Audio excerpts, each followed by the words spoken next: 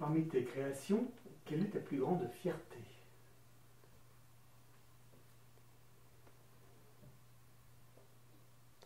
Je me qualifie pas du tout comme quelqu'un de créatif. Du coup, c'est difficile de répondre à cette question.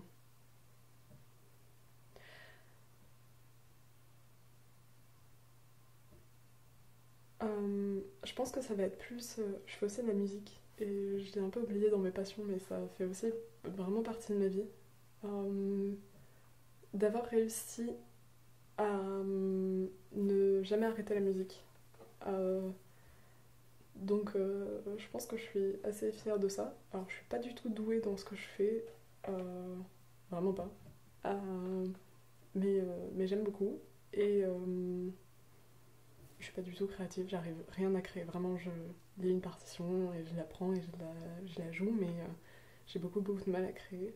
À la limite, plus mettre des intentions, des choses comme ça, mais c'est pas, ça va pas beaucoup plus loin que ça. Euh, ouais, je dirais avoir réussi, malgré le fait que j'étais pas très bonne, à ne jamais arrêter la musique. Voilà. Et quel instrument tu joues et qu'est-ce que ça t'apporte? Je joue du violon, du coup. La catégorie rigueur, on est bien aussi.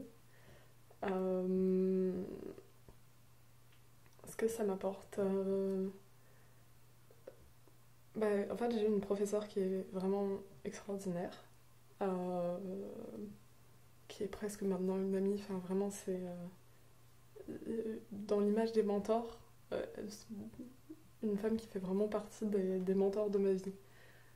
Euh, c'est Ce que ça m'apporte, ça m'a beaucoup aidé sur comprendre qu'en travaillant, on arrivait à avoir quelque chose et qu'en travaillant plus, on arrivait à avoir plus. Parce qu'en musique, si on travaille pas, il se passe rien. Particulièrement en violon.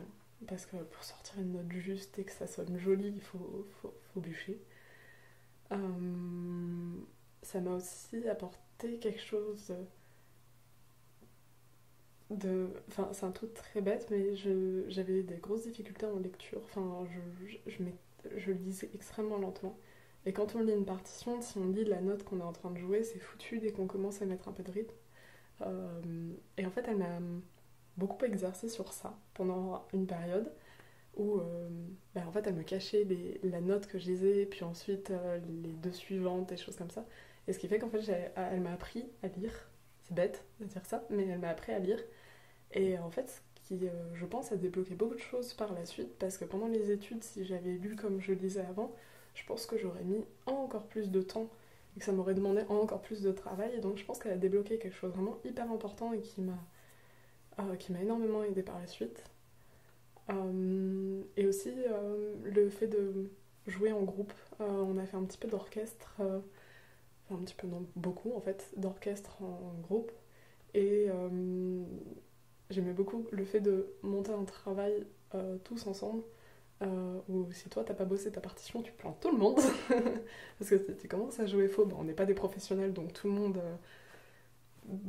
ça influe sur tout le monde quoi. Et ouais, ça. Donc plein de choses.